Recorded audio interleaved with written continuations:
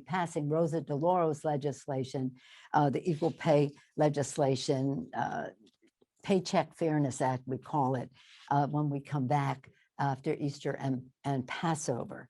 Again, this is so necessary for women. When you think that during the COVID crisis, 2.3 million women lost their jobs, 1 million of them moms, 1 million of them moms. So moving forward, we have initiatives that help women that we passed just before we left, whether it was the Violence Against Women Act, passing lifting the date requirement on the ERA, again in the COVID package, on the rescue package, $40 billion, largely $39 billion of it for childcare, $1 billion for Head Start, all of it enabling women working, children learning, parents earning, children learning.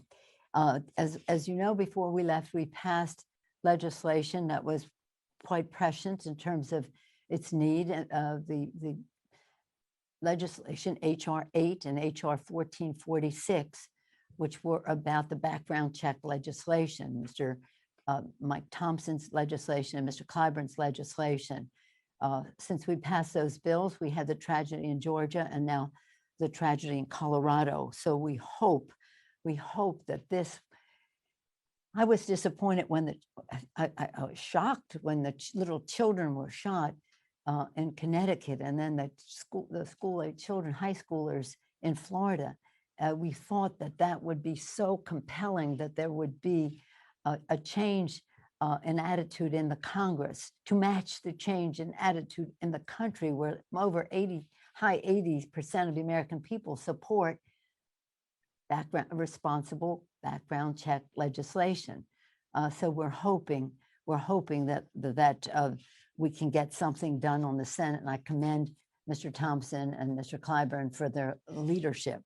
As I said, it's an eventful week. This is a committee work week for us.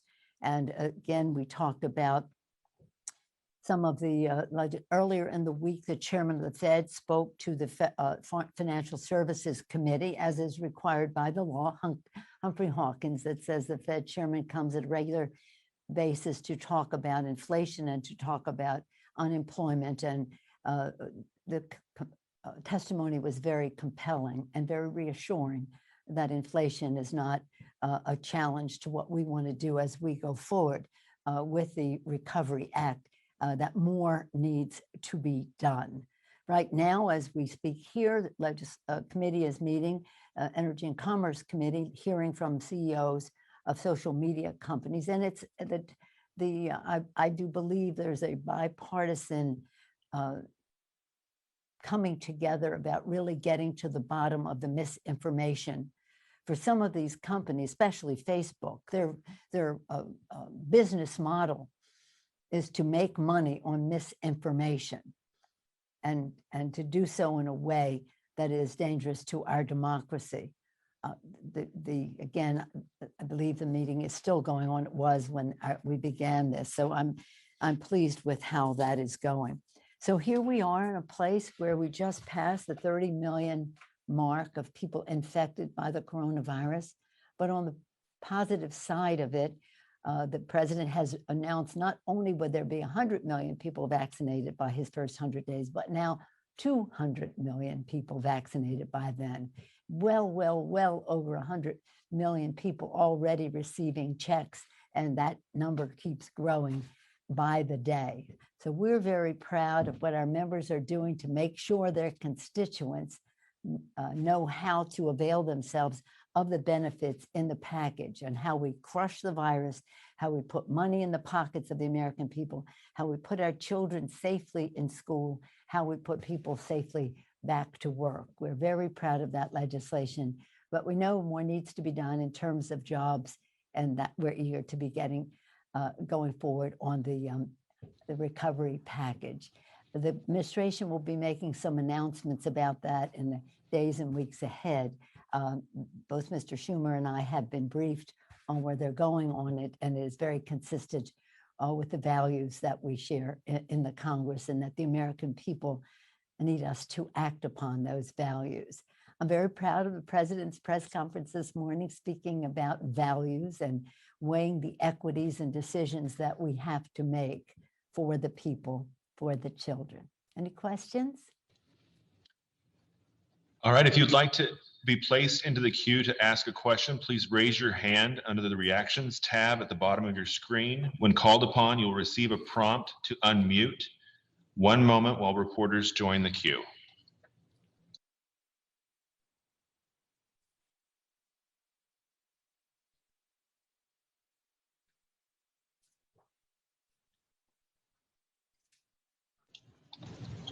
Our first question will be from Trish Turner with ABC News.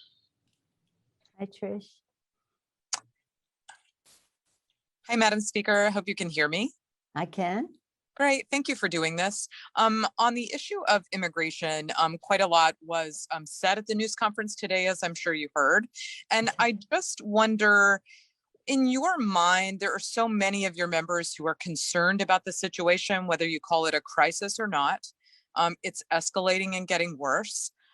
And I just wonder, do you have a timeline in your head by which you need to see notable improvement at the border? It seemed like the president is also frustrated with the situation there and was, indicating that potentially even jobs might be on the line if he doesn't see a lot of improvement. And then just also, do you plan to travel there? Well, let me just say in terms of timeline and definition of what the challenge is.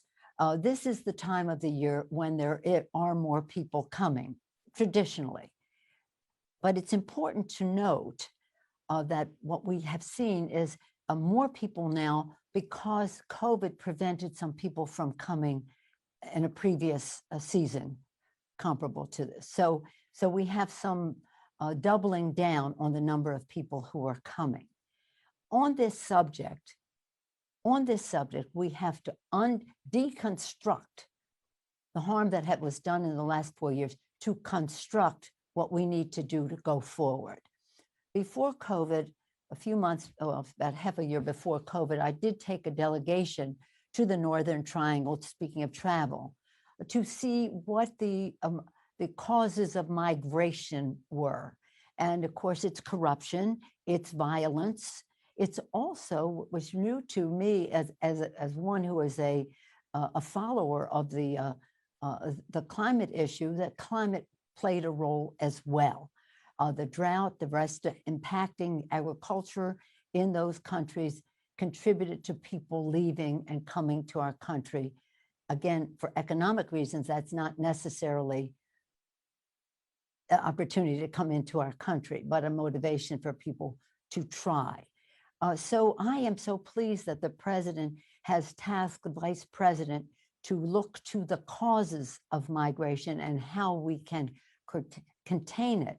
And that means we have to pay a great deal of attention, as President Biden did when he was vice president, to this hemisphere, the relationships in the hemisphere. Now, when we went there in 2019, the then president had withdrawn the money that was allocated for the Northern Triangle being El Salvador, Guatemala, and Honduras, which were the source of many migrants coming to the United States.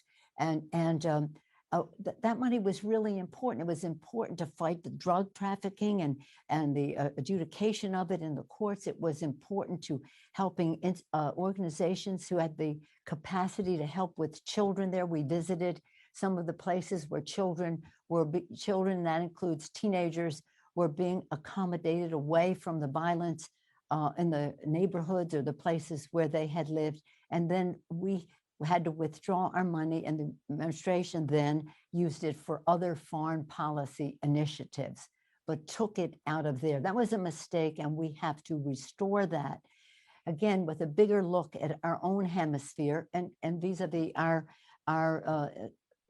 relationship with Mexico, which is a central point for this. They withdrew the money to punish those countries because they weren't doing exactly what the administration wanted them to do in terms of, it's a long story, but nonetheless, as I say, deconstruct so that we can construct better. and that the resources that will go there will be to address the corruption, to address the violence, because many of the stories that you hear about families facing violence from gangs in their countries it's stunning. And why else would a family or a mom and a child cross a desert to come to the United States? Now, in addition to that, because this is an issue of many of us have followed for a long time, and being a California border state, of interest in our state as well, in terms of how we can accommodate people coming in. In addition to that, this is an array. Some people are coming for economic reasons. That's not, they will be turned away by and large and go back. Some people have a well-founded fear of persecution in their country. And that is a responsibility that we have to hear out, When we had testimony taken on this subject during the whatever it is administration, the evangelicals testified that the United States refugee resettlement program is the crown jewel of American humanitarianism. How many times have you heard me say that to you? But understand that is part of some of the people coming here too. And so again, the children, that's heartbreaking when children are being taken out of the arms of their mothers. You can just imagine me, my whole thing in Congress is about the children, to see that under the Trump administration, that is totally outside the circle of civilized behavior, in my view. So this is a change, and the president's been in office 2 months.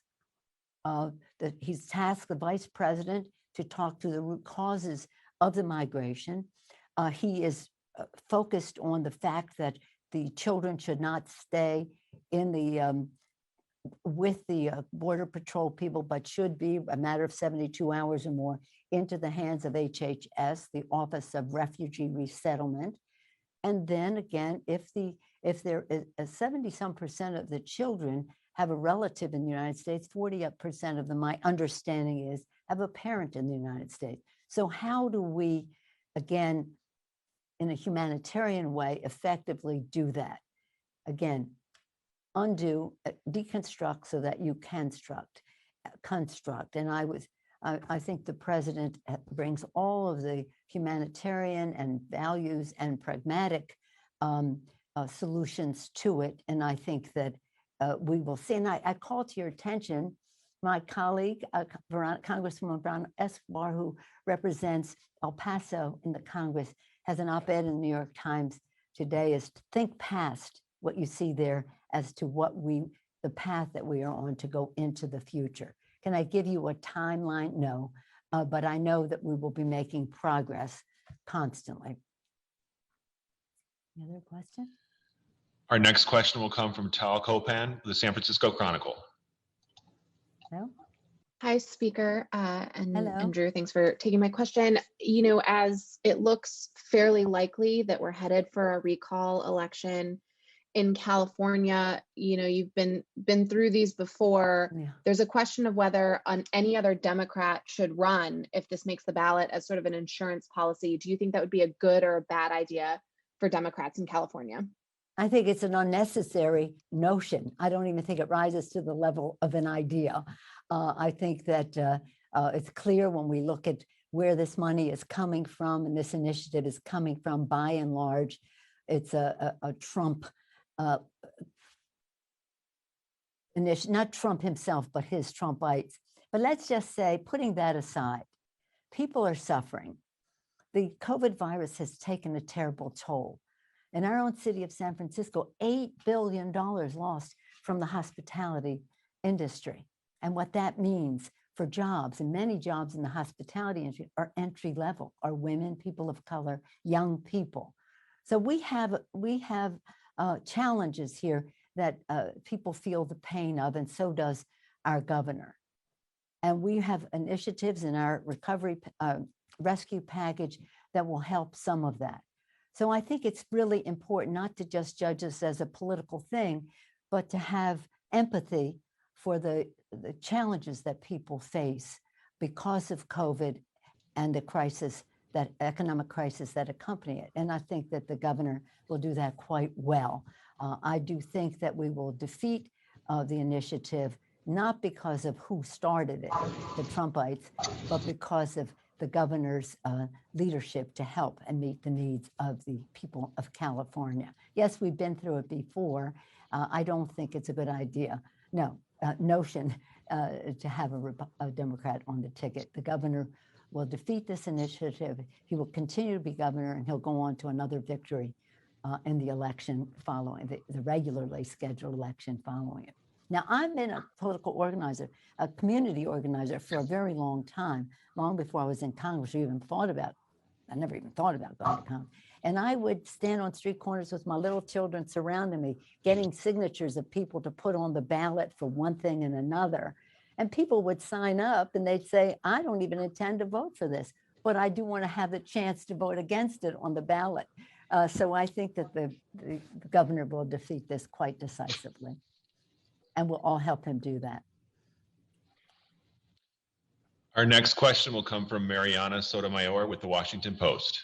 Hi, Mariana. Hi, Speaker Pelosi. Thank you for doing this. A question on infrastructure and the pathway forward. It seems like Senate Democrats are trying to split any infrastructure bill into two parts. One that has a more realistic infrastructure as we know it approach, the other one with more of the Democratic wish list items that could fall under infrastructure and the economy. I wanted to get your take on that. Is it best for Democrats, including House Democrats, to take a more realistic approach? Or is it best, now that Democrats control all levers of power, to be able to put as much as possible into a big bill that could come with a hefty price tag? Well, thank you for your question. We're very excited about the infrastructure bill. And infrastructure has by and large been bipartisan. So we're hopeful that we could have a strong bipartisan bill on this. We'll have to make a judgment about it, though, when we see. For example, last week, the chairman of our Transportation Committee, Mr. DeFazio, had a hearing on electrification. You know, electric cars, a wave of the future and the rest, but to have that, you have to have distribution of electric plug-in stations. And it actually went, I think, pretty well. He had Fred Smith from FedEx saying, we're going all electric. We want to put money in the infrastructure bill for the postal system to go all electric, again, to protect our environment and again, the air our children breathe. So let's see what we can get done working together. I tasked my committee chairs of jurisdiction a couple of weeks ago to reach across not in task them, I called upon them because I know that this is how they like to proceed anyway, to reach across the aisle to see what they could get accomplished, whether it was in Transportation Committee, and you know what that entails, roads, bridges, whether it was in Energy and Commerce Committee, water projects, broadband into rural America and the rest, and other initiatives, whether it was the Ways and Means Committee on how we have bonding and the rest to help pay for all of this, whether it was an Education and Labor Committee, where we have workforce development, which is very important on how we proceed and shouldn't be partisan anyway, whether it's and that would be Bobby Scott, and whether it was Maxine Waters in the Housing Committee, because housing is a piece of this, whether Mr. Grijalva on Natural Resources Committee on water issues, which are divided into some of different committees, but his committee as well. What can we accomplish in a bipartisan way? And that's really important. Just if you promise not to tell anybody I said this, one of the challenges that we face, and you've heard me say this, is we cannot just settle for what we can agree on without recognizing that this has to be a bill for the future, that we have to recognize the climate crisis and what we can do in terms of the greening. Now, green is a word that sometimes the Republicans repel. So what we call it, resilience or sustainability or whatever it is. But in some people's minds, the more sustainable it is, climate-wise, the less bipartisan it is. And the more bipartisan it is, the less green it is. So we have to strike the balance, because we would be wasting our time to build, to create legislation that is of the past century instead of going forward into the future. So that's really because under normal circumstances, you'd say, let's get what we can in a bipartisan way, then let's go to reconciliation for what we can't get in a bipartisan way. But when you go to reconciliation, you have certain restrictions on policy, like Davis-Bacon for the prevailing wage, or green initiatives and the rest. So that's what the challenge is. But we will have the big jobs bill, and it will be one that it has addresses the inequities that have existed when we've built, when we have passed infrastructure bills in the past. Much more opportunity for women, people of color, Native American community, so central to what we do in that regard for not only jobs, but equity and ownership of businesses, contracting, whether it's veterans or rural, big emphasis on rural America. So we have a lot of territory where we can find common bipartisan ground, but we cannot abandon our responsibility to making this a bill for the future that saves the planet. If you believe as I that this is God's creation and we have a moral responsibility to be good stewards, or if you don't believe that, but you understand that we have a moral responsibility to our children and our grandchildren, in my case, to pass the planet on in a responsible way. So, but it's exciting, and we will have legislation, and we will hear from both, as I mentioned earlier, the leader and I have been briefed separately by the administration as to the priorities which we share, the process which we will develop, and that will be soon. Our next question will be from Jason Donner with Fox News. What's happened to Chad? Chad sends his regards. He has a hit at 3:20. He had a hit at 3:20. He couldn't join. So I'm like Chad Jr. So well, we usually talk sports, so that's why I just wondered. But anyway, right in the middle of March Madness. Anyway, Jason, please. Well, my USC Trojans are in the Sweet 16, but I am a Los Angeles Dodgers fan. So sorry, but not sorry about the Giants. Well, I have two grandchildren at graduates of who will be graduates of USC. One is pending in May, so we're cheering for USC as well. The Dodgers, that's another story. World Series champs. Yes, well, indeed. I'll get to my question. Thank you for doing this, Drew, and thank you, Speaker Pelosi. My question is, the investigation into the Iowa 2 race is causing some maybe like heartburn for Democrats, because some of these moderates in your party have come out opposed to unseating Rep. Miller Meeks. And I wondered what your thoughts were on that, Madam Speaker. Well, I don't know that they've come out opposed to that. The fact is I appreciate your question. Yesterday, the chair of the House Administration Committee, Zoe Lofgren, issued a statement on the contested election, Iowa's 2nd congressional district. In it, she talks about the process that is involved there. Now, if we want it, and this is a very clear process, it can only begin when a person is certified in the state. So people say, well, the person's certified, why are you doing this? Well, we couldn't do it unless they were certified.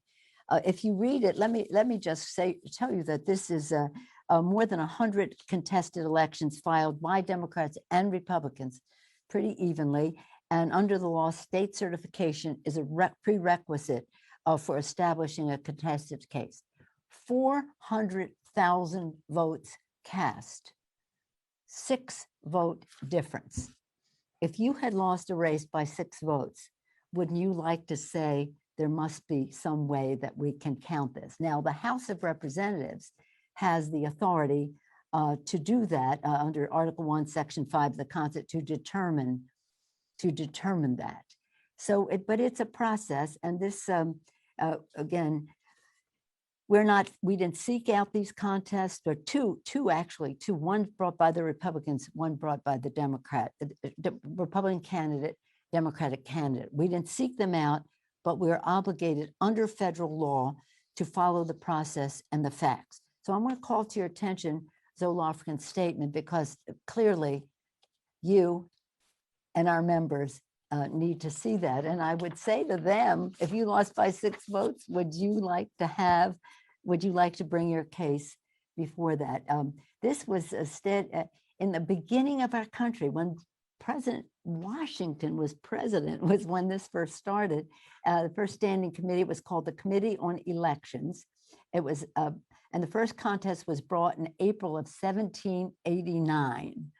Over the past 90 years, as I said, the Congress has adjudicated in a bipartisan manner more than 100 cases, bipartisan. 2 cases are pending. One is Republican, one is Democrat. And by the way, Leader McCarthy previously served with Chairwoman Zoe Lofgren on a task force that reviewed contested elections. In that matter, the committee brought in the GAO to look at voting machines and examine votes because, as Leader McCarthy said on the House floor at the time, we wanted to make sure we were going through this, and we looked at every single one.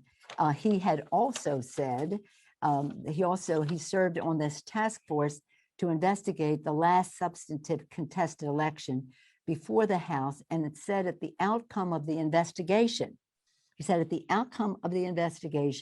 the American, quote, the American people can be very proud to know that every vote in Florida's 13th district was counted.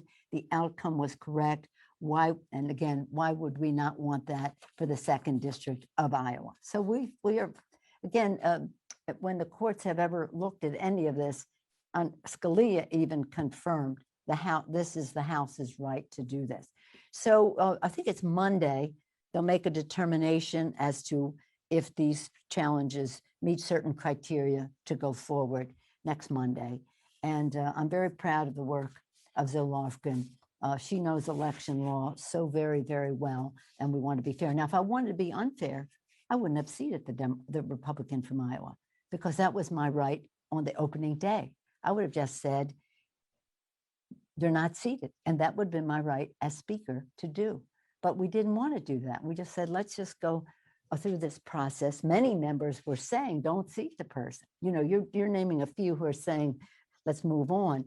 But I'm saying then people said, why should we seat somebody to have votes for all this time when their election is being contested? And we said, no, we will seat the member and then we'll go through the normal process. But it would have been under the rules allowable for me to say, we're not seating the member from Iowa. We did not do that.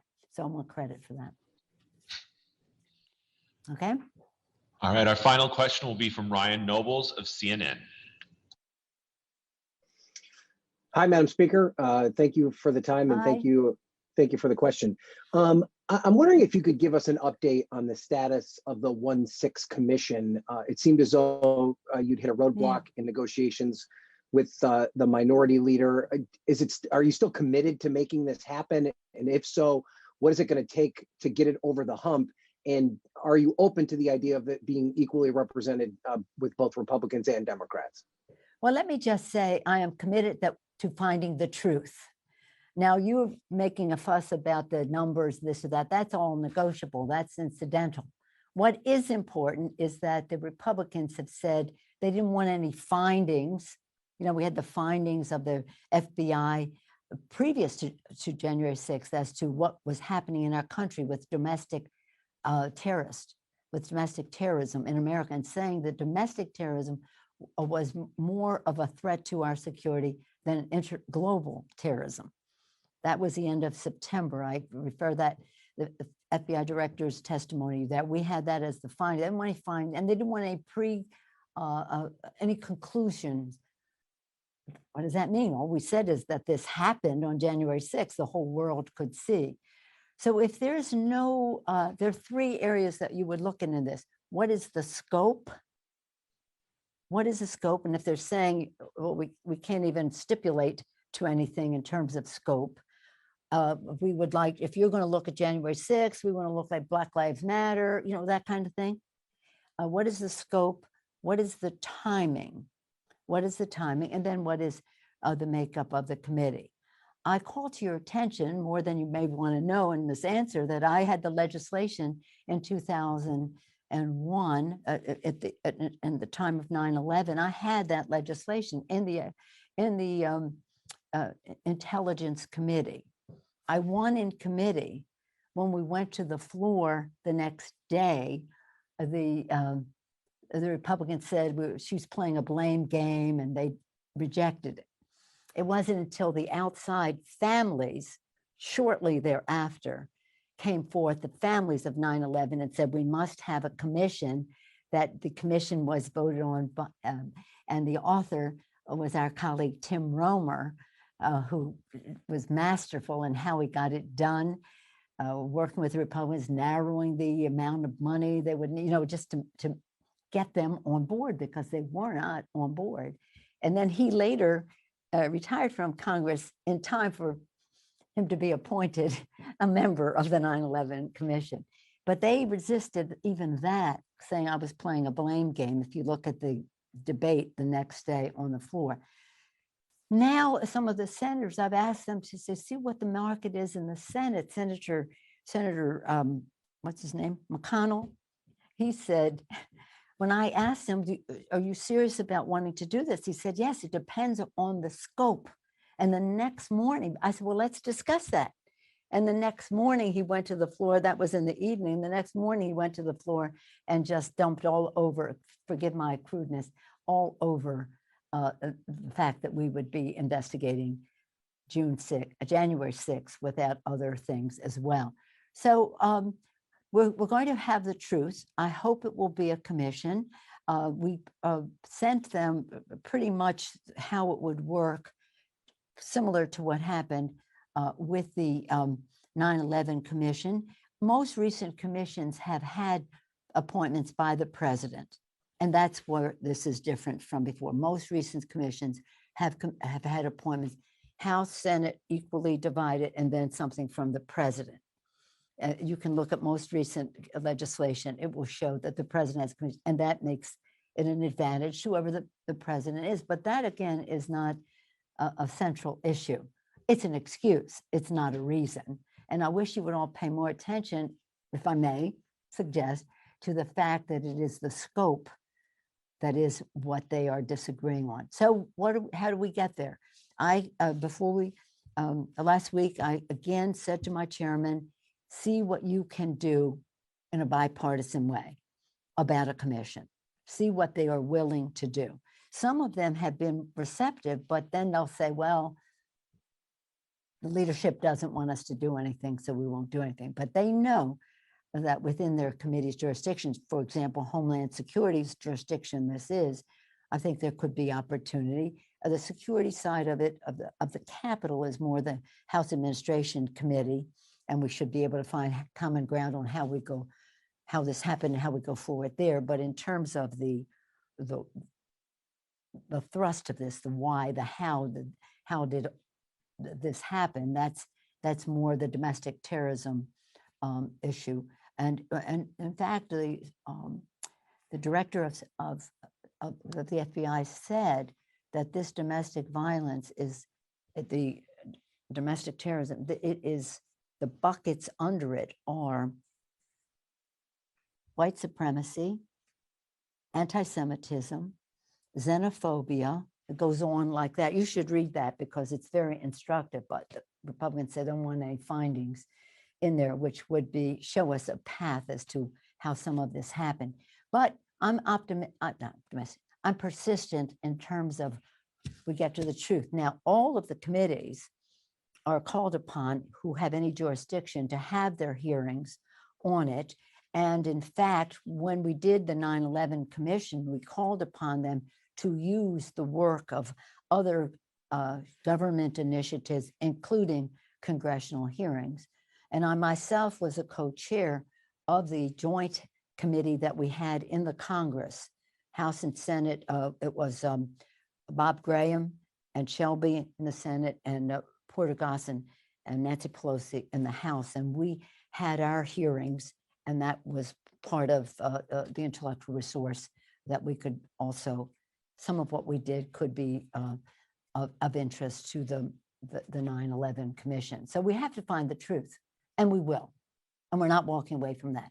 Now, we'd love it to be as bipartisan as possible, but we have other, shall we say, paths should there not come, we can't come to something that would be similar to the 9/11 Commission. Well, thank you all very much. I know you've had a busy time listening to the president's presentation, the first press conference of Joe Biden as president of the United States, taking place at a time when this rescue package is doing what it can to crush the virus and address the economic crisis that our country is in. We are, again, excited about how we go forward, but in a way that is fair and equitable. I was just reading this morning about how when so many people suffered so much economically during this crisis, even globally, but just talking about our own country, and how the wealthiest in our country just got wealthier and wealthier and wealthier. So when we look at what we do next, we want everybody to, shall we say, pay their fair share as to how we go forward, and to do so in a way that is protects the element of fairness in our country, which is a great value, American value, to do so in a way that involves everybody going forth together, not going forth at the expense of any aspect of our society, and to do so in a way that is fiscally sound. So with that, I thank you all again for your interest. I hope you're following what's happening in our committees this week as they prepare for our work as we go forward. And again, in closing, just to say how sad it is. I listen to my colleagues from Georgia and Colorado and their communication and sympathy for the families who are affected. Let's just hope that enough people in our country will weigh in with their legislators here in Washington so that we can pass the gun violence prevention legislation to keep our children safe. Thank you all very much. Bye-bye.